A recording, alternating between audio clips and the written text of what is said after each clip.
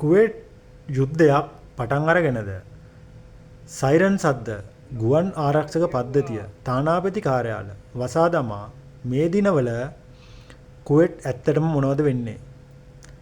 ඔබත් කුවේට් ඉන්නවා නම් මේ වීඩියෝ එක අවසාන වෙනකම් බලන්න.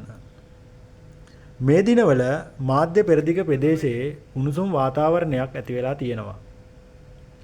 ඉරාන, ඊශ්‍රායල, ඇමරිකාව අතර ඇතිවෙච්ච ආරවුල නිසා ගල්ෆ් රටවල් සේරම හයි ඇලර්ට් එකට ගිහින් කුවේට් තුල ඍජු භූමි ප්‍රදේශයක් දිස්වේ. නමුත් ගුවන් ආරක්ෂක පද්ධතිය සක්‍රිය වෙලා තියෙනවා. ඩ්‍රෝන මිසයිල නිරෝධාන වාර්තා වෙලා තියෙනවා. ඊට අමතරව සමහර ගුවන් ගමන් ප්‍රමාද වෙලා. තානාපති කාර්යාලවලට ආරක්ෂාව තර කරලා. සයිරන් අනතුරු අඟවයි. සමහර ප්‍රදේශවල ඇහෙන්න පටන් අරගත් බව ප්‍රදේශ ජනතාව කියනවා.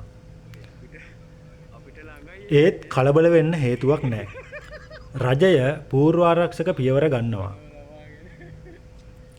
අපි හරිම වැදගත් දෙයක් තේරුම් ගන්න ඕන. සමාජ මාධ්‍යවල සංසරණය වෙන වීඩියෝ සහ කටකතා 100% සත්‍යාපනය වෙච්ච එකක් නෙවෙයි.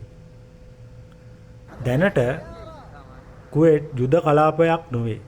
නමුත් කලාපීය ආතිතයක් තිබේ. ඒ නිසා අනවශ්‍ය ගමන් බිමන් වලින් වළකින්න. නිලපුවත් මූලාශ අනුගමනය කරන්න. භීතියට පත් මිලට ගැනීම කටකතා පතුරවන්න එපා. කුවේට් ඉන්න ශ්‍රී ලාංකිකයන්ට කියන්න ඇත්තේ සංසුන් වෙලා ඉන්න. බලධාරීන්ගේ උපදෙස් අනුගමනය කරන්න. තහවුරු නොකළ පුවත් බෙදා ගන්න එපා.